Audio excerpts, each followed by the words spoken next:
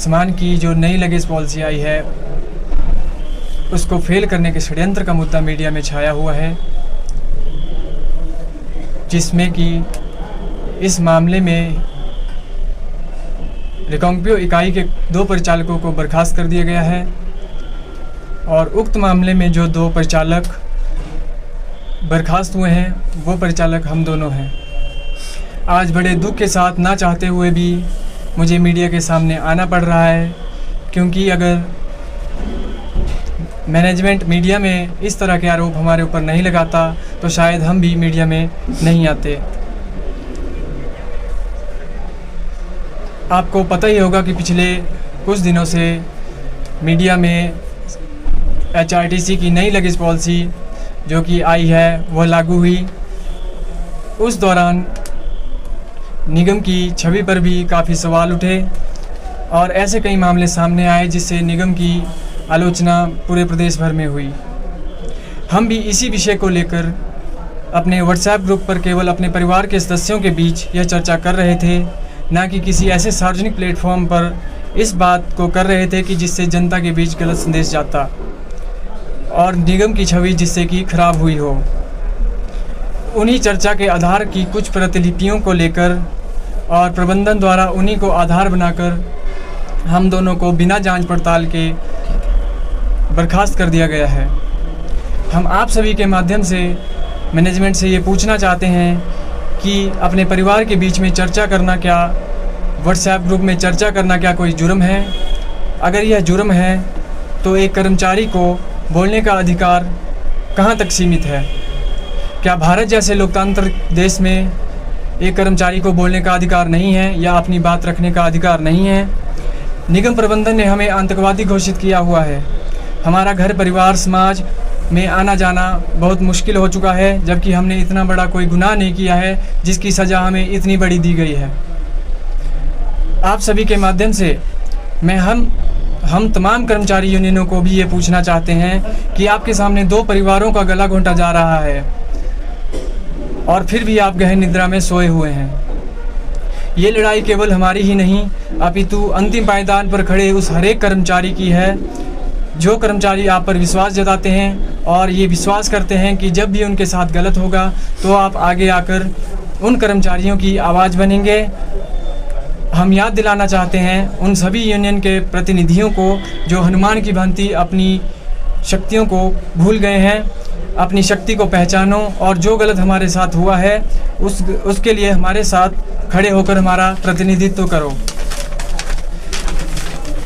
ये किसी भी विभाग के इतिहास में होने वाला शायद ही ऐसा पहला टर्मिनेशन होगा जिसमें तमाम कर्मचारी यूनियनें गलत को गलत कहने से डर रही हैं और मौन धारण किए हुए हैं। हम यहाँ पर आपके समक्ष केवल अपना पक्ष रखने आए हैं, क्योंकि जनता के बीच हमारे प्रति जो संदेश गलत तरीके से डिलीवर हुआ है उसे हमें मानसिक रूप से बहुत ही प्रताड़ना का सामना करना पड़ रहा है। हम आपके माध्यम से निगम प्रबंधन और प्रदेश की जनता को बताना चाहते हैं कि हमने अपनी नौकरी पहले के दिन से ही पूरी निष्ठापूर्वक की है और अपने कर्तव्य का निर्वहन किया है, लेकिन निगम प्रबंधन ने इसका सिला हमें टर्मिनेशन के रूप में दिया है। हमें उम्मीद है कि आप सभी के सहयोग से हमें हमारा हक मिलेगा और जो गलत कार्रवाई हमारे ऊपर इस मामले में हुई है उसमें हमें न्याय मिलेगा, जिसमें लिए गए निर्णय बिना किसी शर्त के वापस होंगे।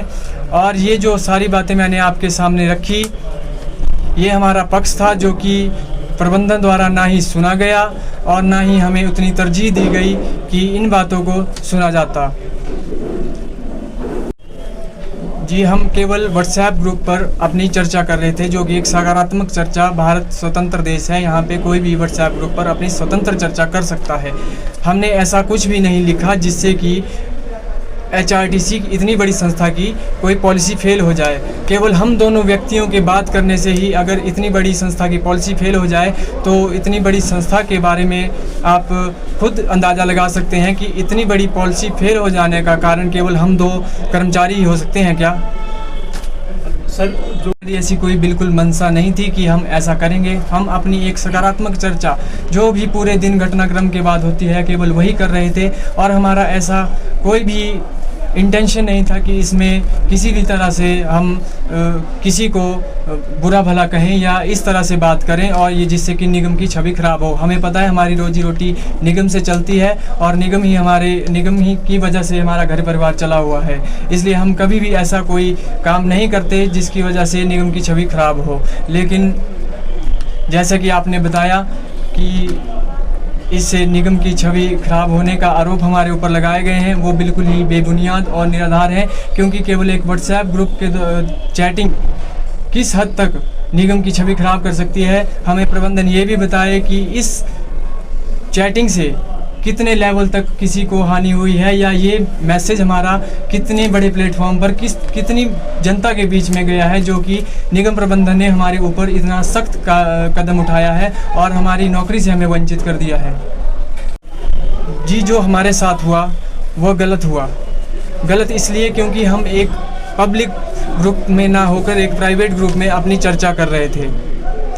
जो कि हमने किसी के बारे में ऐसी कुछ गलत बात नहीं कही थी, केवल चर्चा, एक सकारात्मक चर्चा उस विषय के ऊपर कर रहे थे, क्योंकि हम निगम के कर्मचारी हैं। हर रोज़ हमें इन उलझनों से लड़ना होता है, क्योंकि जब भी कोई पॉलिसी आती है तो उसका सबसे पहला प्रभाव जिस व्यक्ति पे पड़ता है वो निम्न स्तर का जो कर्मचारी होता है उसी पर पड़ता है। और हम अपनी फीडबैक जिस तरह से दे रहे थे उन्हीं बातों को आधार बनाकर, कुछ बातें ऐसी थी जिनको आधार बनाकर हमें टारगेट किया गया है, हम दोनों को ही टारगेट किया गया है। मुझे प्रदेश के उप मुख्यमंत्री और हमारे ट्रांसपोर्ट मिनिस्टर से भी पूरी उम्मीद है कि वो इस मामले में हमारी बात, हमारा पक्ष सुनेंगे और जो हमेशा कर्मचारियों के हितों की रक्षा के लिए आगे आते हैं, ऐसे माननीय मुख्यमंत्री जी से भी हमें पूरी उम्मीद है कि हमारी इस मामले में पूरी सहायता करेंगे।